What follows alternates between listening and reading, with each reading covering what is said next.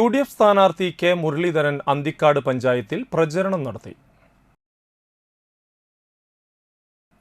Muttichur Juma Masjid, Puthenpeedika saint Antony's church എന്നിവിടങ്ങൾ സന്ദർശിച്ചു. പുത്തൻപീടിക പള്ളി വികാരി ജോസഫ് മുരിങ്ങാത്തേരിക്ക് ബൊക്കെ നൽകി ജന്മദിനാശംസകൾ കൈമാറി.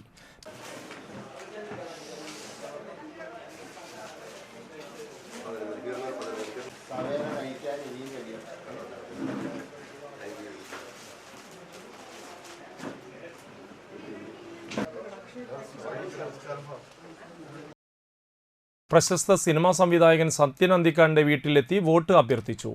സിനിമയെ വെല്ലുന്ന ട്വിസ്റ്റും സർപ്രൈസും സ്ഥാനാർത്ഥി നിർണയത്തിൽ ഏറെ അത്ഭുതപ്പെടുത്തിയെന്ന് സത്യൻ അന്തിക്കാട് പറഞ്ഞു. രാഷ്ട്രീയത്തിൽ മുരളീധരന്റെ പോരാട്ടവീര്യം ഏറെ ആകർഷിച്ചെന്ന് അദ്ദേഹം കൂട്ടിച്ചേർത്തു.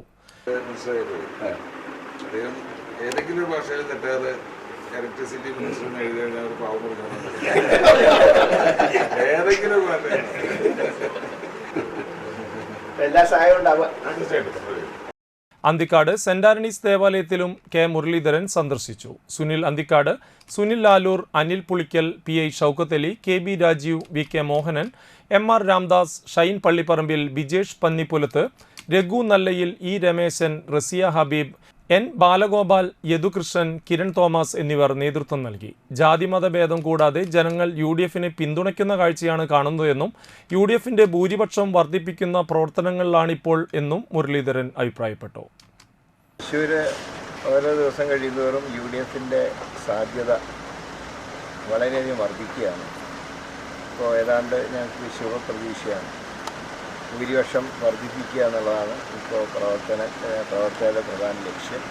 ഏതായാലും ജനങ്ങൾ എല്ലാ ഭാഗത്തു നിന്നും ജാതി മത വ്യത്യാസം കൂടാതെ എല്ലാവരും UDFനെ പിന്തുണയ്ക്കുന്ന കാഴ്ച എനിക്ക് കഴിഞ്ഞ 10 ദിവസമായി തൃശ്ശൂരിൽ കാണാൻ കഴിഞ്ഞു. 7 ഇടത്തും നല്ല മുന്നേറ്റമാണ്.